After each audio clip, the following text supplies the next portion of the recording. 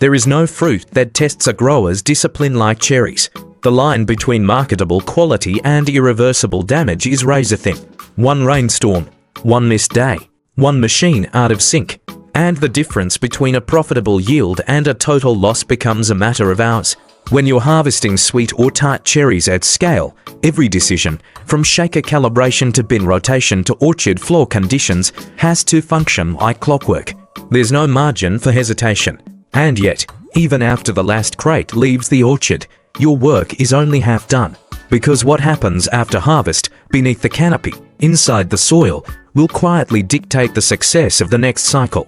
And too often, that phase gets overlooked. If you're growing cherries commercially, especially in regions like the Pacific Northwest, Michigan, or South Australia, you already know that both sweet Prunus avium and tart Prunus theraces varieties bring completely different challenges when it comes to harvesting. Sweet cherries are fragile and bruise with minimal contact. Tart cherries, often grown for processing, allow for more mechanization but demand high throughput within narrow harvest windows. The physiology of each cultivar defines your harvest method, and that method directly affects not just fruit integrity, but long-term tree health and soil structure. Let's begin with sweet cherries, where hand harvesting is still the gold standard in many high-value markets. At full ripeness, fruit stems detach easily with minimal pressure. That's an advantage, but also a liability. Bruised shoulders, ruptured skin, or sun-softened fruit can lose commercial value almost immediately. Timing harvest with ambient temperature is critical. Picking under 70 degrees Fahrenheit reduces respiration and helps preserve shelf life. Crews must wear nitrile gloves, not cotton, to avoid fiber transfer. Picking bags must be lined and rotated every 2 hours to prevent compaction. These aren't best practices, they're essential protocols to maintain greater standards. Yet as important as these fine controls are, what often gets overlooked is the orchard's own readiness. In high-density systems, using Gisela 5 or Krimsk rootstocks, tree architecture is managed aggressively through summer pruning. But if limb angles are too tight or canopy shading is too severe, fruit won't color evenly. That creates multiple picks, which strain labor, compress logistics, and increase the chance of fruit drop. Tree balance, in these orchards, becomes a function not just of pruning skill, but light interception modeling. Some growers now use drone-based NDVI imaging during veraison to prioritize block scheduling, matching harvest crews to the orchard sections ripening most uniformly. For tart cherries, the approach is different. Here, mechanical shakers dominate. Trunk shakers with catch frames are the industry standard in the US and Europe. Timing is again the most critical factor. Fruit must reach full physiological maturity to release cleanly from the pedicel, ideally when internal pressure is just beginning to decline, but before cell wall breakdown compromises integrity. This means soluble solids must be monitored daily. 14 to 16 bricks is typical for processing grades, and growers often apply ethafen to synchronize ripening. However, incorrect ethafen timing or rate leads to premature drop or over-softening, and either can jam catch frames and reduce cleanout rates. Modern shakers operate with adjustable frequencies and stroke lengths to match trunk diameter and bark elasticity.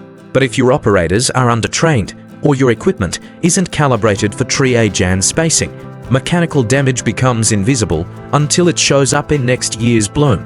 One study in Washington state showed that improperly adjusted shakers caused up to 11% of trees to exhibit cambial scoring, which in turn reduced fruiting wood the following year by 8 to 12%. Proper shaker settings, including head pressure, vibration duration, and angle of engagement, must be field adjusted daily, not just seasonally. Beyond the equipment, bin management is another high-risk variable. For both sweet and tart cherries, hydrocooling is essential. Fruit entering cold water within 30 minutes retains firmness and color far longer than untreated loads. But if bins are stacked unevenly or left in the sun, internal temperatures can rise above 85 degrees Fahrenheit. That accelerates stem browning and pitting. Growers using mobile shade canopies and inline hydrovac systems report better quality scores across packouts. The cost of these systems is significant, but so is the return when fruit grade shifts from B to premium. Now consider the orchard floor. In both sweet and tart cherry systems, the condition of the soil during harvest plays a critical. often invisible role. If the ground is too soft, heavy equipment compacts root zones and collapses soil structure. If it's too dry, dust coats fruit and equipment, reducing cooling efficiency and damaging seals. Managing ground cover, particularly between rows, is therefore not a cosmetic decision. Low-growing perennial covers like sheep fescue or subterranean clover reduce compaction, suppress dust, and add organic matter post-harvest. But they must be managed properly, mowed prior to harvest, and not allowed to compete with tree roots in the active uptake zone. And then, after harvest, the soil itself needs attention. Cherry trees are not annual crops. Their roots extend meters deep and maintain active microbial interactions, even in dormancy. A post-harvest soil management strategy that only focuses on next year's nitrogen misses the point.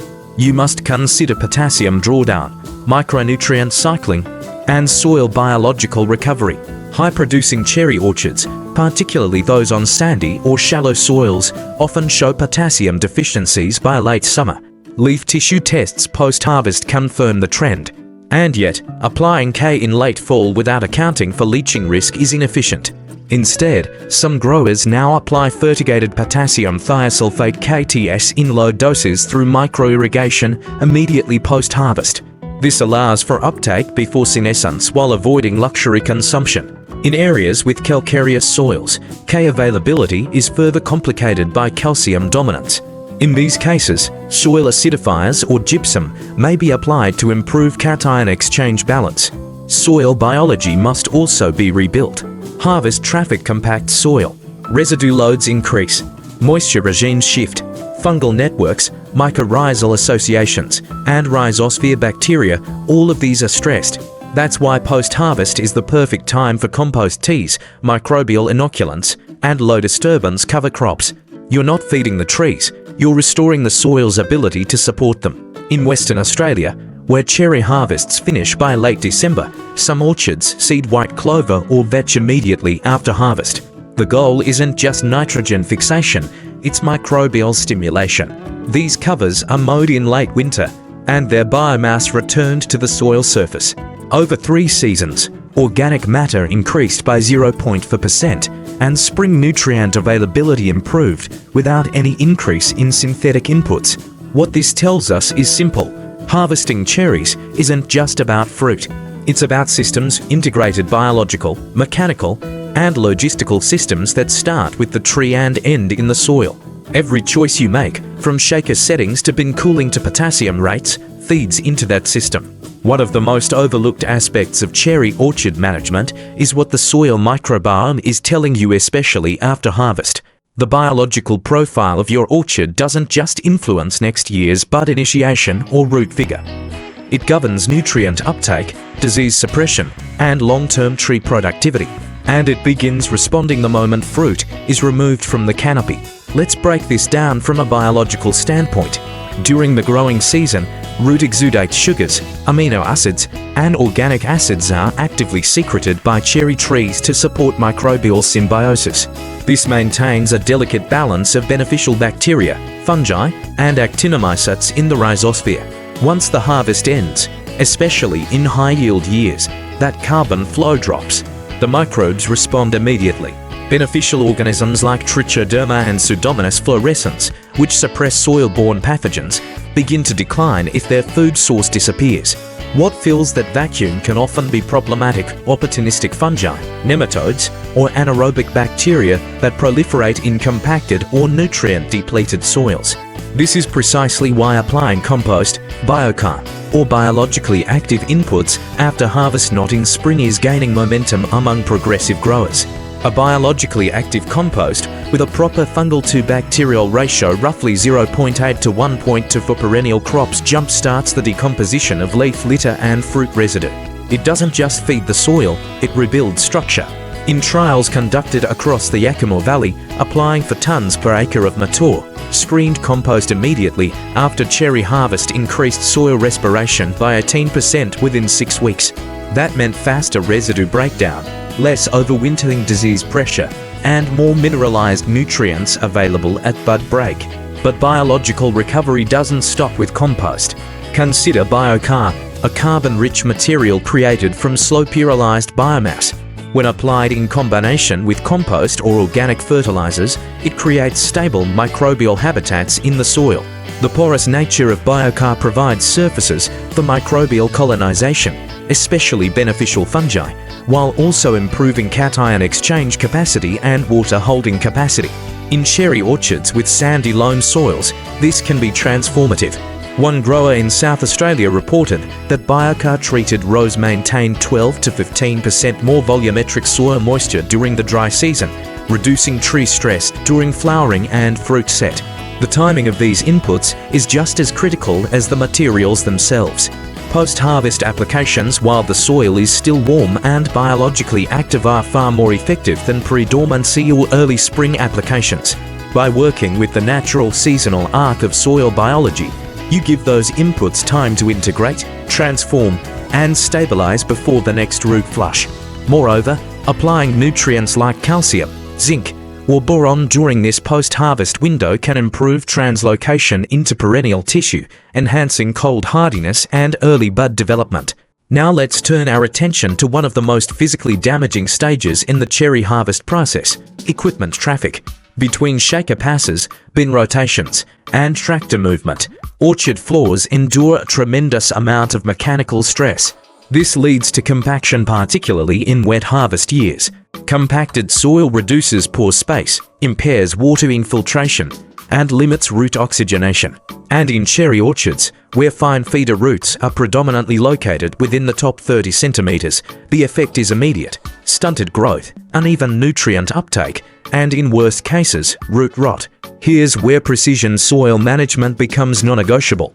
If your soil has been compacted post-harvest, deep ripping may seem like the obvious solution, but it can be counterproductive, tearing through root zones, disrupting mycorrhizal networks, and opening the door to erosion.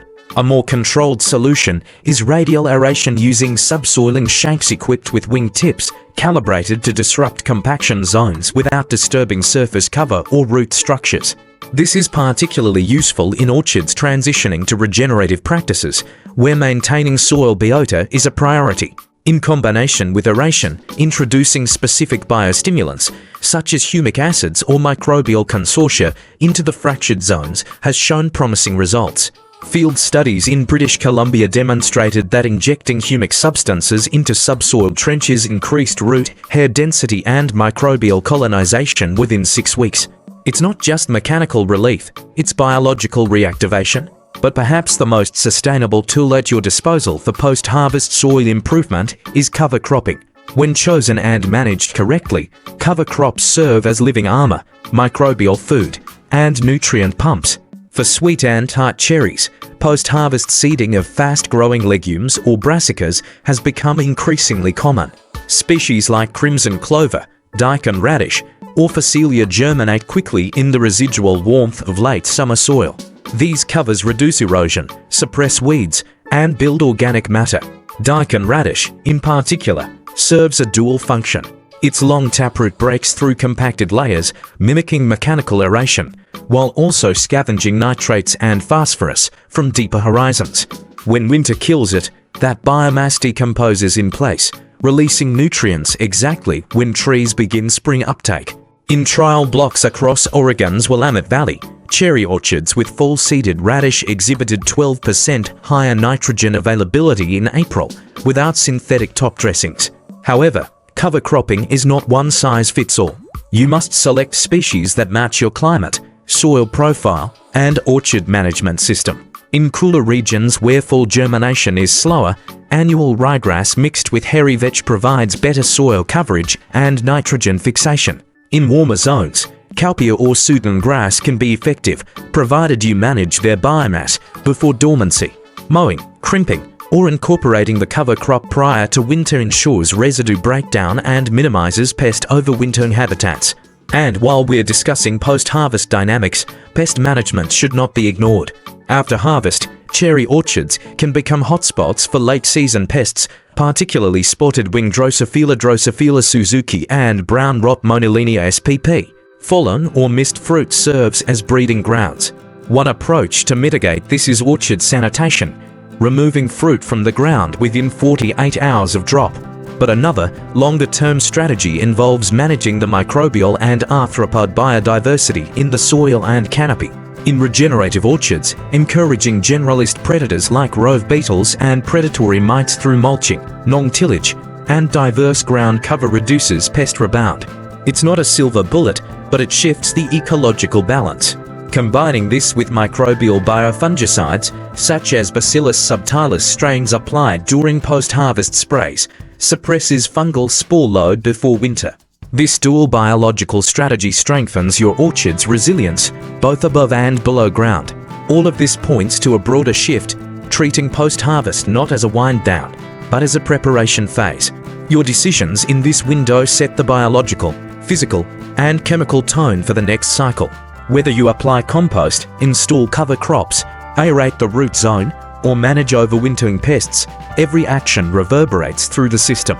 Too many growers still treat soil like a passive medium, something to support the tree, not something to manage with the same intensity as irrigation or fertigation. But once you begin thinking biologically, you begin farming differently. You no longer see harvest as the finish line, you see it as a trigger, the moment when soil takes over. And what you do in the 30 days after fruit comes off the tree may matter more than anything you do in spring. As we approach the final phase of this harvest to soil journey, it's important to shift from tactics to strategy. Everything we've discussed, fruit handling, soil microbiology, post-harvest amendments, compaction, cover crops, feeds into one larger concept: orchard system resilience. Resilience isn't about reacting to one bad year. It's about building a system that can withstand many droughts, labor shortages, disease cycles, and increasingly, climate volatility. For cherry growers, the stakes are particularly high. Cherries are among the highest value tree fruit crops per acre, but they're also among the most sensitive to weather, to input changes, to soil fatigue.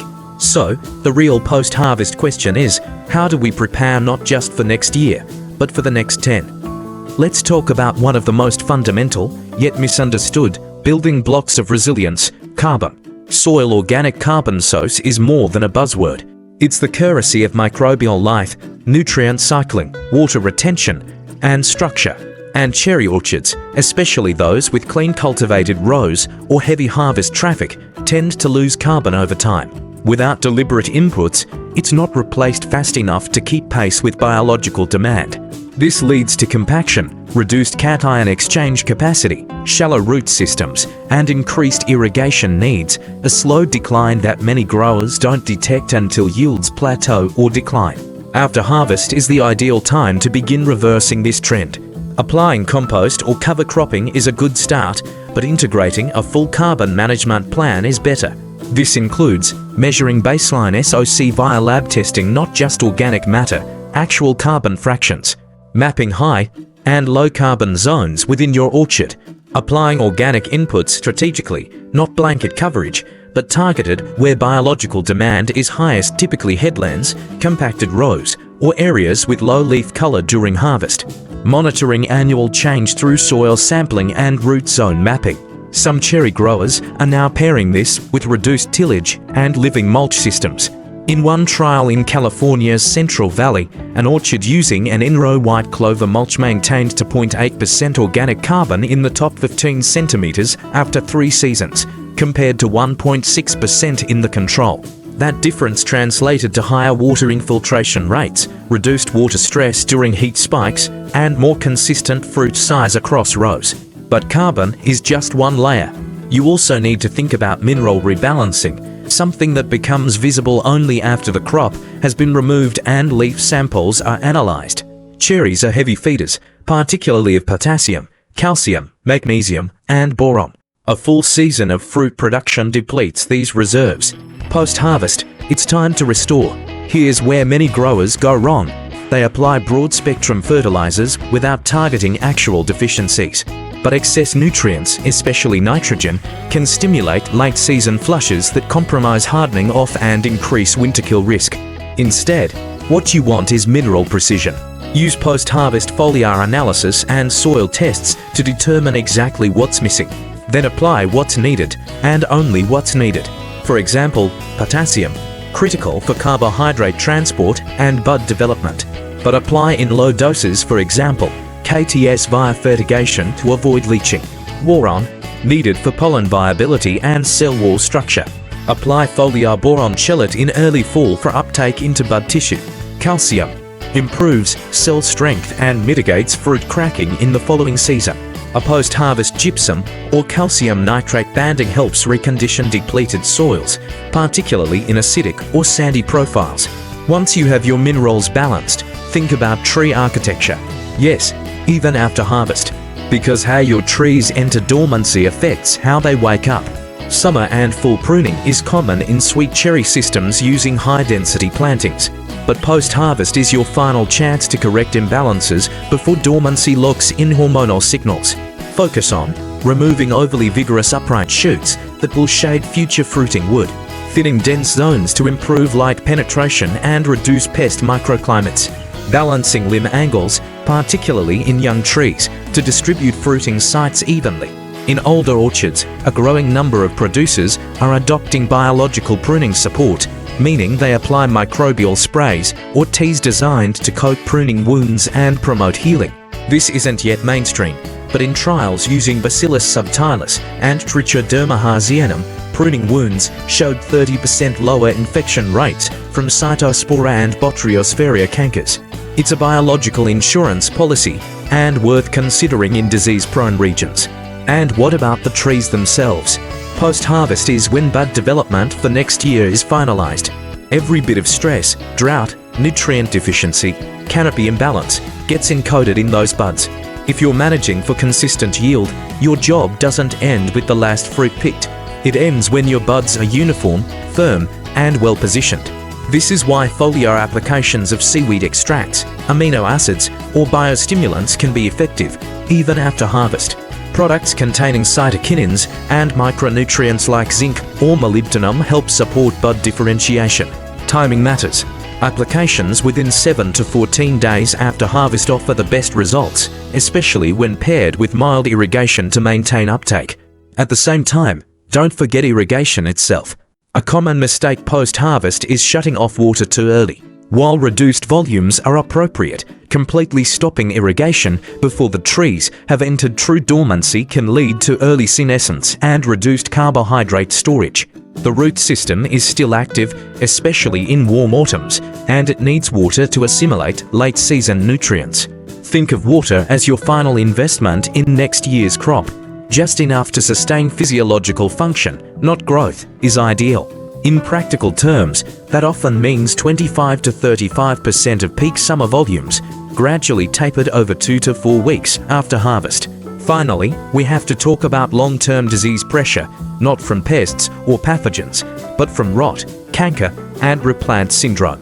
These are the slow killers, the ones that take 3 to 5 years to fully express and 10 years to fix. Post-harvest is when they take root, literally. If your orchard is aging, or you're planning to replant, now is the time to think biologically and preemptively. Start by mapping zones with poor canopy fill, chronic debak, or reduced yield. Conduct soil assays to test for nematodes, phytophthora, or verticillium. Then apply suppressive amendments before you replant. These may include anaerobic soil disinfestation (ASD), incorporating carbon sources like molasses and tarping the soil for 3 to 4 weeks to kill pathogens. Brassica biofumigants, mustard or arugula cover crops that, when mowed and incorporated, release glucosinolates with suppressive effects. Fungal inoculants, applying high-quality Trichoderma or Penicillium bilayer strains to establish competitive exclusion in the rhizosphere. By the time next spring arrives, the health of your orchard will reflect everything you did or didn't do in the 30 to 60 days after harvest. The soil, the roots, the buds, they'll all carry the memory.